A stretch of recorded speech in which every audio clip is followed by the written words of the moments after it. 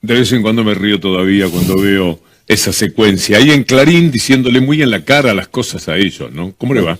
¿Qué tal? ¿Cómo estás? Gracias por la invitación, es muy amable. ¿Qué tiempos aquellos? Sí, eso me había llamado la presidenta unas horas antes para decirme que en esa asamblea íbamos nosotros a representar las acciones que obviamente son del Poder Ejecutivo. El Poder Ejecutivo es unipersonal, por lo tanto.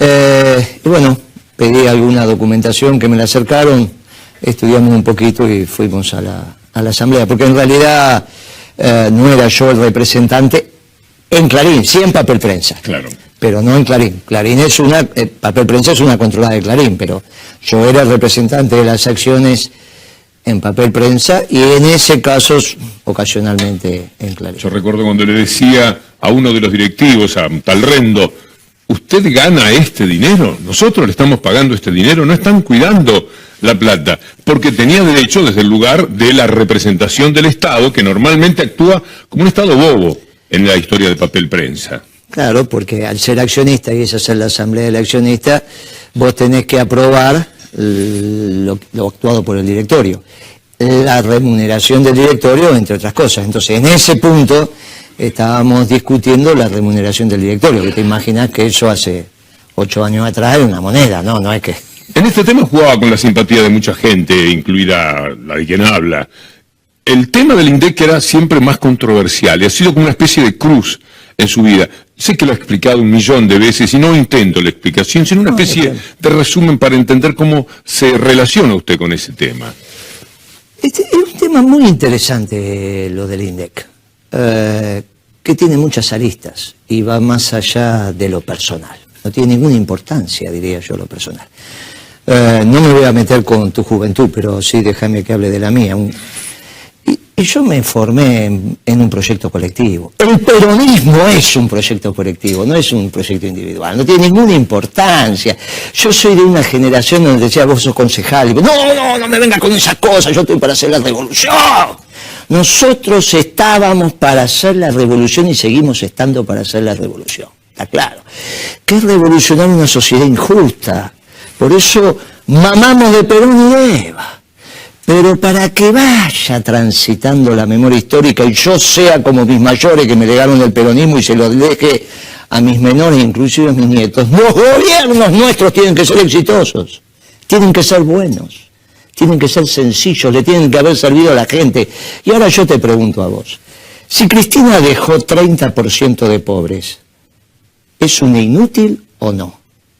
Contéstame. 30% de pobres sigue siendo mucho aún en el capitalismo. Es una inútil. Te pregunté si Cristina dejó 30% de pobres. No creo que sea así de ninguna manera. ¿Podría seguir haciendo política? No. Bien, si el peronismo dejó 30% de pobres, o 25, como alguna vez se consensuó, bueno, ellos dicen 30, algunos de los rubiecitos nuestros dicen 20, partamos al medio, sumamos, dividimos y da 25. Si Cristina dejó una familia pobre cada 4, o un argentino pobre cada 4, lo podés medir en población o en familias tipo, que es lo que hace la estadística. Es un inútil. No solo ella es un inútil y se tiene que quedar en Calafate tejiendo escarpines, sino que no existieron los éxitos. Nuestro gobierno fue un fracaso, porque los hijos de tus hijos lo que van a hacer es estudiar las estadísticas comentadas. Si vos dejaste 30% de pobre, ¿cómo le explicás a tu nieto que tiene que seguir siendo peronista? ¿Qué es lo que me pasa ahora? Hoy agarrás uno de los columnistas del diario La Nación. ¿Y qué te dice? Yo digo, pero ¿cómo me vienen a hablar de peronismo? Si dejaron 30% de pobres. Bien, el fallo del INDEC reivindica a la generación, reivindica a la gestión y permite recuperar los logros y éxitos de nuestro gobierno. La pregunta ahora yo te la invierto. ¿Por qué los sectores progresistas iniciaron esta campaña? No la inició Clarín, al menos no en su medio más importante. Yo cuando lo conocí a Rendo, ese sin corbata, era secretario de Comunicaciones y me vino a ver una época, es obvio, era secretario de Comunicaciones, tienen empresas de comunicaciones, tienen de todo. Tenían correos que también dependían. Y entonces me dijo, mire Moreno, cada vez que yo vengo a hablar con usted, vengo en nombre de La Razón. ¿Te acordás de ese diario gratuito vengo a hablar en nombre de Clarín, obviamente, vengo a hablar en nombre de La Nación y vengo a hablar en nombre de Página 12. Y de eso nunca me olvidé, porque el que inició la campaña fue Página 12. La pregunta es, ¿por qué los sectores progresistas se sumaron como idiotas útiles hasta el día de hoy? El otro día fui a un programa, se puede hablar, estamos en confianza. Fui a un programa, este muchacho que le dicen el gato Silvestre. Estaba satisfecho él, habían cortado la señal en medio país, no es porque le habían cortado la señal, sino que a pesar de eso tenía 5 puntos de rating. Hablamos este mismo tema. Después me siguió otro programa, un chico que se llama Berkovich, con Mercedes Marcó del Pon. Inmediatamente yo había explicado esto, la importancia de recuperar los éxitos de un gobierno peronista. No, para Moreno no tiene ningún problema, nosotros ya somos una generación que nos estamos retirando. Y Berkovich empezó a explicar por qué en realidad la justicia había dado este fallo porque no quería pagar lo que Moreno había hecho mal y bla, bla, bla, bla, bla. O sea, trataba de explicar que este fallo en realidad es de una justicia dependiente que sigue respondiendo a Macri y que en realidad lo hace porque no quiere gastar de más, cuando por el otro lado dice que Caputo es de los fondos buitre y hace todo esto para llevarse la plata. ¿No es esto lo que estamos diciendo o están diciendo? Entonces, ¿en qué quedamos? El fallo del INDEC, porque no le quieren pagar a los bonistas, porque le quieren pagar a los bonistas. ¿Los bonistas son Caputo o no son Caputo? Bueno, se les arma una ensalada que al final no saben dónde tienen la nariz. Y terminan siendo idiotas útiles para los que sí saben dónde tienen la nariz. Tengo una modestísima teoría de escuchar a gente que me importa sobre por qué el INDEC de Moreno parecía mentira y el INDEC de Todesca también parece ser una gran mentira. Con la diferencia de que el INDEC de Moreno nunca perjudicó al trabajador, porque el trabajador siempre estuvo por encima de la inflación que decían las consultoras, justamente la de Todesca. Y ahora sí, el trabajador está perdiendo. Es una cuestión de metodología. Usted tenía un INDEC que, pensándose en ese tipo de gobierno que usted considera, sabía que las tarifas iban a estar siempre muy bajas, y entonces la tarifa tenía una gran gravitación en el INDEC, y otros elementos que sí iban a estar altos la tenía al menos, y viceversa. Todesca, que sabe que se corresponde con un gobierno que le va a dar a las empresas todas las ganancias, tiene una metodología por la cual las tarifas importan poco en el balance y otras cosas importan mucho más. Está muy bien lo que decís, porque esto tiene de base el fenómeno mundial, donde los institutos de estadística no reflejan lo que te pasa en el bolsillo. Y eso está bien, no lo refleja. No necesariamente refleja lo que te pasa en el bolsillo, y eso se llama lo que te pasa en la góndola. Y entonces, lo que te pasa en la góndola son los aumentos en nuestro gobierno, los aumentos que había, los precios que se movían, y las tarifas estaban congeladas. Entonces, vos en tu bolsillo no te acordás que pagaste el mismo boleto, sino que te aumentó la leche. Por eso el índice góndola no es el mismo, y yo reconozco, miren, no es lo mismo, por eso es el promedio. Ahora, ¿cómo se construye un índice? Hay muchas maneras, pero en el caso de la Argentina es, durante un periodo de tiempo, que en general es un año, se hace la encuesta de gastos de familias y hogares. Durante un año se seleccionan X cantidad de familias, le da y dice, por favor, un trabajo muy tedioso, ¿está dispuesto a anotarme hasta el último centavo que usted gasta este mes? Sí, ¿no? Cada 10 que pregunta, uno te dice, está bien, porque la verdad. Bien, cuando tenés la muestra, que tiene que ser una muestra hecha científicamente, para que refleje los distintos niveles sociales, los barrios, etcétera, etcétera, etcétera, la familia anota. Sobre esa base se arma la canasta, que es el producto que arrancó con la frecuencia. Bien, sobre eso es lo que se mide, se pone índice 100, dice, bueno, el día que empezamos es esto, y a partir de ahí se van a cientos de miles de negocios a tomar los precios. Es imposible que el INDEC del Gobierno Nacional y Popular mintiera, porque hay 1.500 trabajadores. Como es imposible que mienta ahora. Lo que podemos discutir son temas metodológicos. Entonces ya no estamos hablando de que no tomabas los precios, ya no estás hablando de la carga, ya no estás hablando de haber vulnerado absolutamente nada. Bien, ¿por qué la inflación en nuestro gobierno era muy alta pero menor que con estos descerebrados? Porque teníamos, entre otras cosas, las tarifas congeladas. Es una decisión, ¿de qué se nos critica? De las tarifas. Es una decisión política. Dicen, no, estas bestias dicen, no, pero miren la barbaridad que hicieron. Con la inflación que había, ellos dejaban las tarifas congeladas. Pero, señor Aranguren, presidente Macri, es al revés. La modificación de tarifas y de precios define la inflación. No la inflación, las tarifas. La causalidad va de variación de precios a inflación, no de inflación a variación de precios. Pónganse de acuerdo, estamos en el mundo. La física que se utiliza no es de la relatividad, la física que se utiliza no es la cuántica, es la de Newton.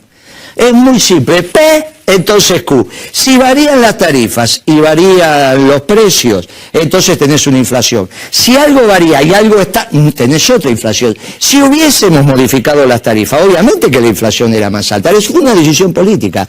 Decidimos que las tarifas de los servicios iban a estar congeladas la mayor cantidad de tiempo posible, porque es una decisión política de hacer transferencia de ingresos desde las empresas hacia los usuarios. Y cuando las tarifas estaban por encima de los costos fijos y variables, ahí aparecieron los subsidios. Es una decisión de política, de la misma manera que vos decidís ahora meterle los garfios en el bolsillo a la gente aumentando las tarifas. ¿Qué dice el fallo? El fallo lo que dice, en síntesis, que son todas expresiones de la prensa.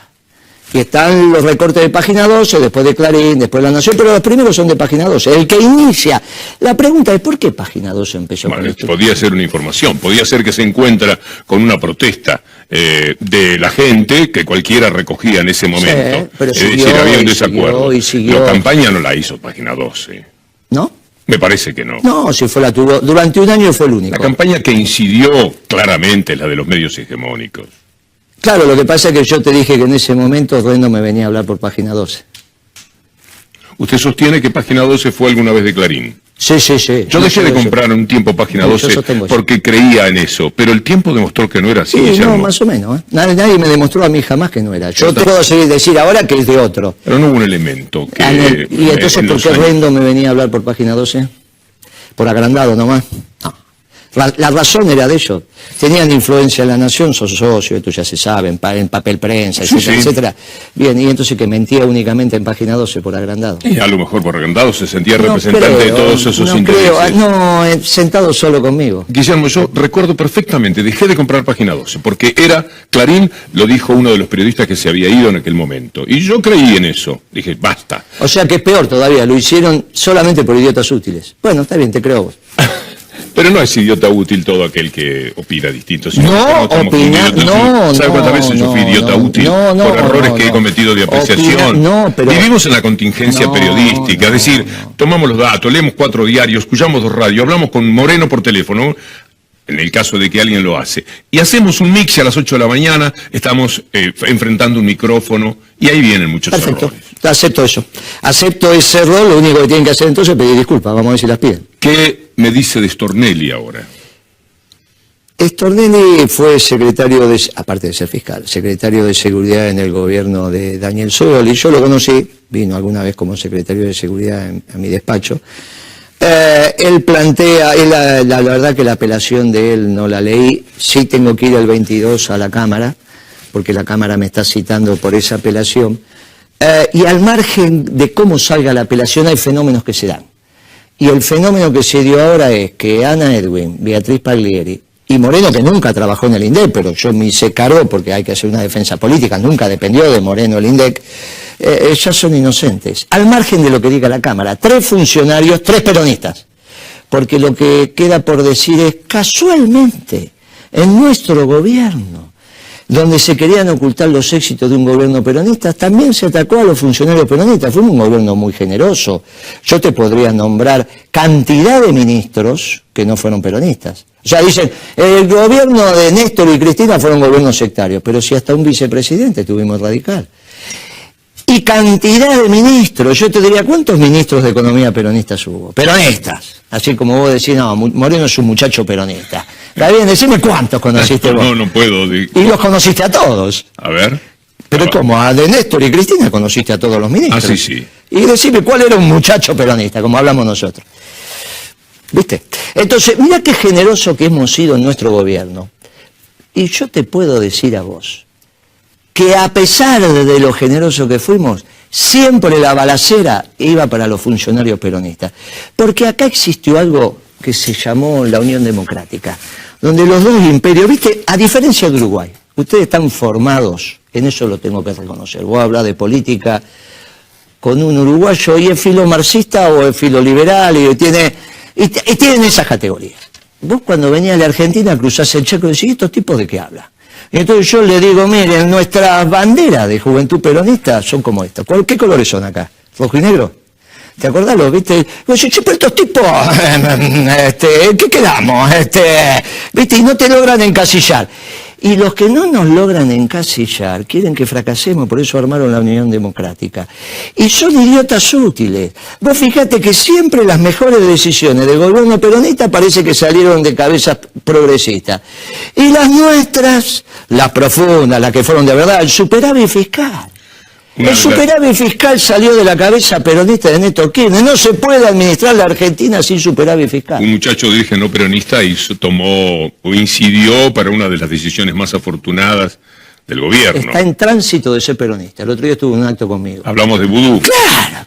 ¿Viste que está en tránsito de ser? Está, le falta poquito. ¿Qué va a hacer? ¿Cómo va a jugar usted en la unidad? Yo lo quiero mucho a Vudú y siempre digo que es el mejor ministro de Economía. El mejor ministro que tuvo nuestro gobierno es el ministro Julio De Vido. Y algún día el Movimiento Nacional Justicialista le va a tener que pedir humildemente perdón. ¿Lo fue a ver? Sí, claro. Le va a tener que pedir porque eso es de cobarde no defender. Se perdona cualquier cosa menos la cobardía. No lo defendieron porque las peleas están para darse, como dijo alguno. Había que bajar y si no te daban las manos, no te daban los votos. No te daban, no te daban. Pero vos defendés al compañero. Eso, escuchá, yo soy de una generación donde un compañero daba la vida por otro. Vos también. Vos sos más pibe.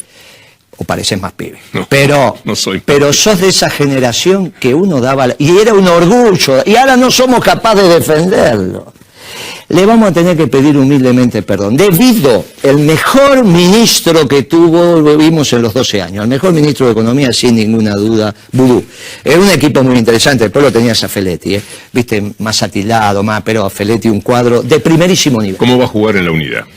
Mirá, nosotros hace un año y medio que estamos diciendo que algún sector de nuestra causa caracterizó muy mal a nuestro gobierno. Yo te escucho asiduamente a vos, pero no le puedo pedir a un uruguayo que me diga que este gobierno es oligárquico, porque no tiene esa categoría. Y vos te tenés que mover con la categoría del neoliberalismo. Yo te pregunto a vos, tenemos 2 minutos más. Sí, claro. ¿Vos te parece que puede haber un gobierno neoliberal que aumente la dotación de personal en el Estado? ¿A vos te parece que puede haber un gobierno neoliberal que aumente los planes sociales? ¿A vos te parece que puede haber un gobierno neoliberal que las corporaciones, llamémosle a esto, yo entiendo, a Techina, si es que son, yo no las creo así, pero, o Pagani de Arco le estén diciendo, pero ¿qué estás haciendo? Este es un gobierno, nosotros cometimos 2 errores. Primero decir que Mauricio es Macri. Y entonces nos confundimos y al igual que en Uruguay pensamos que es un tanito vivo, porque algunos paraban en Uruguay, viste que el barco paraba primero en Montevideo, algunos se bajaban ahí, otros se bajaban acá. Y entonces pensé que es un tanito vivo que pintó, viste, de amarillo los cordones y le cobró, viste, le guiñó el ojo. Y dije, bueno, es un no, este es Blanco Villegas, el dueño de las vacas en la provincia de Buenos Aires. Tomó una sola decisión económica, todas las demás son agregados. La decisión que tomó fue duplicar el precio de la comida, por eso no podía haber, desde el sentido común, porque no podemos tener 20 puntos porcentuales más que Uruguay de pobreza, pero si te duplica la comida, es inexorable que la pobreza se tiene que triplicar. Ese es el primer error, confundir a Macri con Blanco Villegas. Este es Blanco Villegas. Segundo error, este no es un gobierno de CIOs.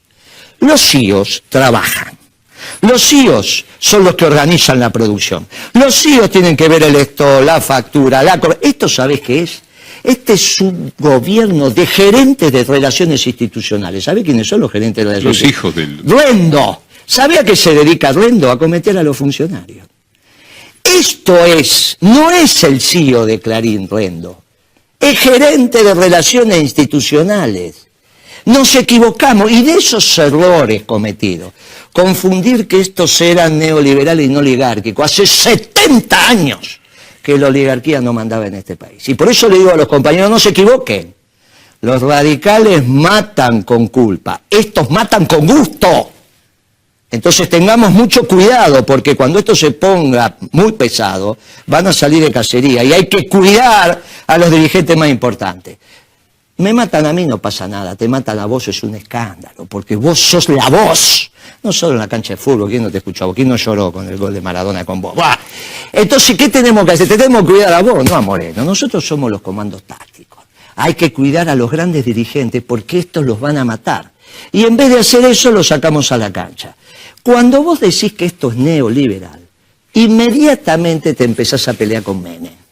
Entonces me pasa lo que me pasó con el pibe Santoro. ¿Lo conocía el pibe Santoro? De Clarín. No, Santoro, el de la política. Sí, creo que viene del radicalismo. Entonces ahí en un mano a mano, yo, el pibe joven, sabe las veces que va a cambiar, todavía sigue siendo radical, sabe lo que va a cambiar. A lo largo, espero que cambie. Ya llega un momento que no cambian más, ¿viste? Pasan los 40 Es un muy buen cuadro. No, sí, pero radical.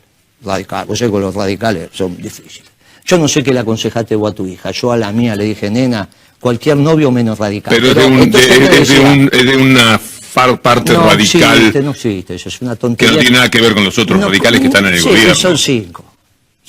Como Bueno, yo saco el 2%, bueno, ¿qué pasó? te iba a decir. Entonces, nosotros estábamos en ese esquema, diciéndole, con Santoro en una discusión así en otro canal, y le digo, pero escuchame una cosa, nene, al final Menem, que es nuestro candidato en La Rioja, ¿vos querés que gane o que pierda? Yo quiero que pierda. Ah, qué bárbaro, ¿querés que gane? Cambiemos.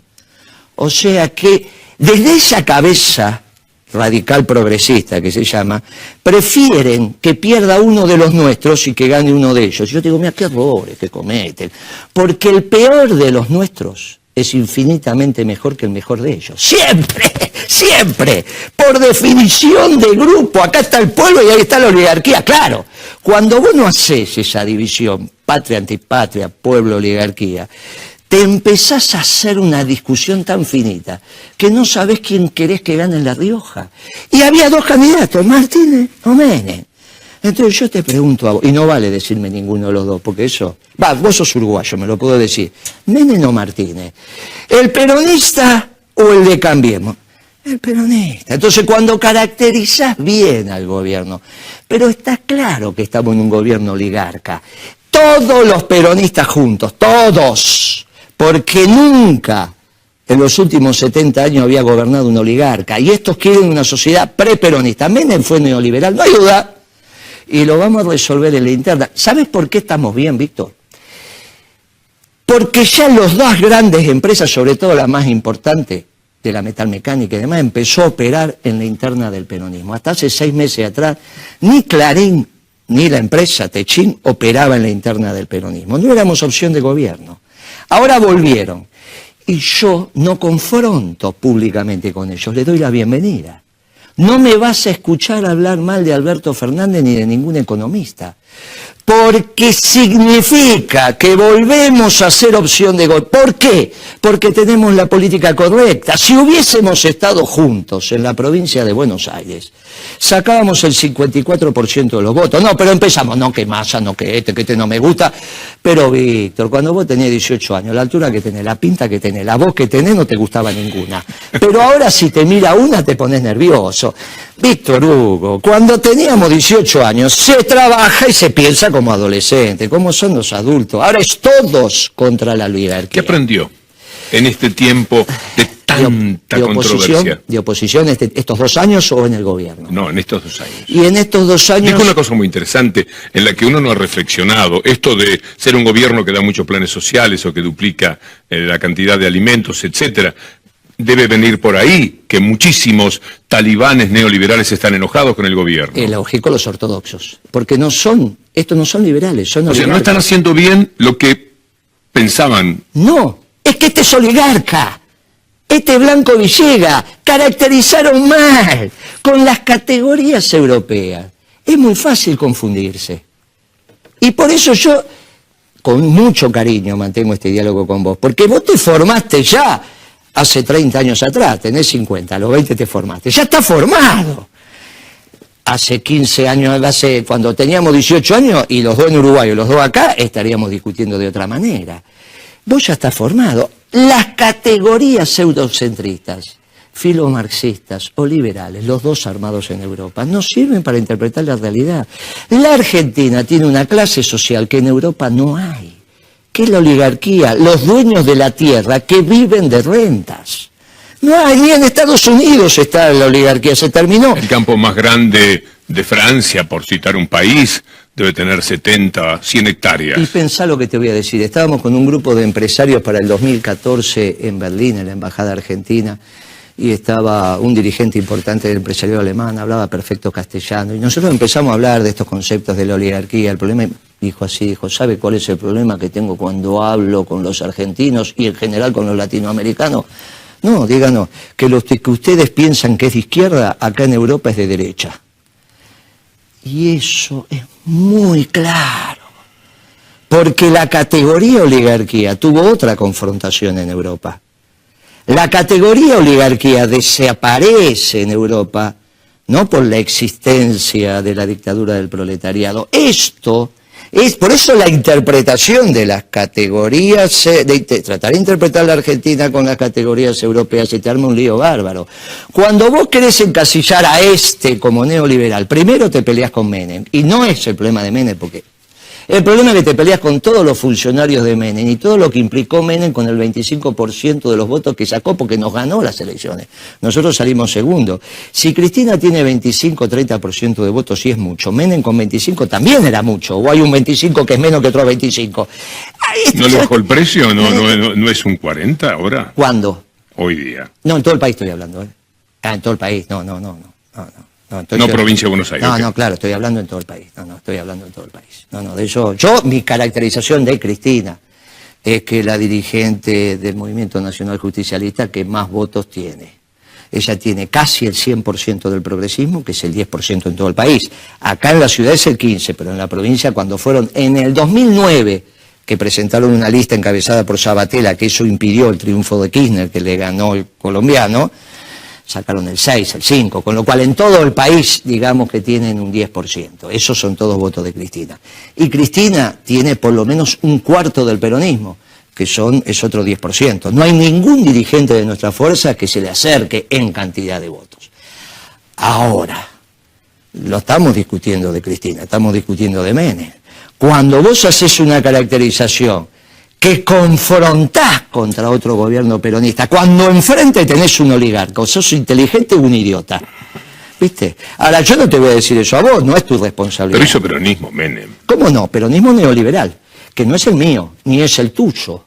Entonces, frente a los oligarcas estamos todos juntos. Ahora, ¿por qué fue neoliberal cuando no era neoliberal? Por el consenso de Washington, acababa de nacer.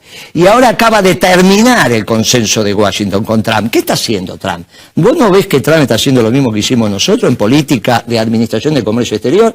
Entonces yo digo, miren ustedes, lo que no debería pasar, pasó. ¿Sabés qué? ¿Cuál es la negociación de Trump para firmar el NAFTA con los mexicanos? ¿Sabés lo que le está diciendo, lo que le está pidiendo a los mexicanos? ¿Qué? Aumenten los salarios mexicanos, si no me voy del NAFTA. ¿Viste esta cara de sorpresa? La misma cara de sorpresa me la hicieron unos trotskistas que acompañaron mi candidatura. Me dice, Moreno, pero esto no es así. El análisis científico dice que Trump, el imperio, tiene que pedir que los salarios bajen. Le digo, sí, pero ahora los que piden que los salarios bajen es el Partido Comunista Chino. Esas categorías, por eso fueron a Davos, esas categorías no sirven. Vuelven a estar en valor los vectores nacionales en los modelos de desarrollo, con alguien extraordinario que es su santidad. El mundo hoy va transitando hacia un nuevo Yalta, entre Putin y Trump. Lo que necesitamos es que esté el Papa ahí para que alguien hable por los que no tenemos voz. Y un tema mucho más importante, el mundo necesita peronismo, porque colapsó el filomarxismo y el marxismo. Viste que todos los marxistas ahora son ecologistas y todo eso. Son todos gente, se dedican a lo verde, son gente, bueno, eso fracasó. Y ahora Trump acaba de hacer fracasar el consenso de Washington, le metió un tiro acá, con lo cual la única doctrina universal que quedó es la nuestra. Así que en cualquier momento, no sé si te puedo afiliar, pero en cualquier momento voy a venir. La seguimos, yo he hecho mi proceso también, venir del Uruguay y pensar en el peronismo, pero me gustaría charlar de cuando dice lo de Menem, de la calle demasiado amplia, demasiado ancha del peronismo. No tengo alternativa porque enfrente tengo un oligarca que matan. Gracias, matan, estos matan, no con la palabra, estos matan. cuidemos a nuestros dirigentes. Le pido a mis compañeros del Movimiento Nacional Justicialista que cuiden a nuestros comandos estratégicos. Para eso Perón enseñó en conducción política que hay que formar los comandos tácticos. Es lo que tenemos que hacer ahora.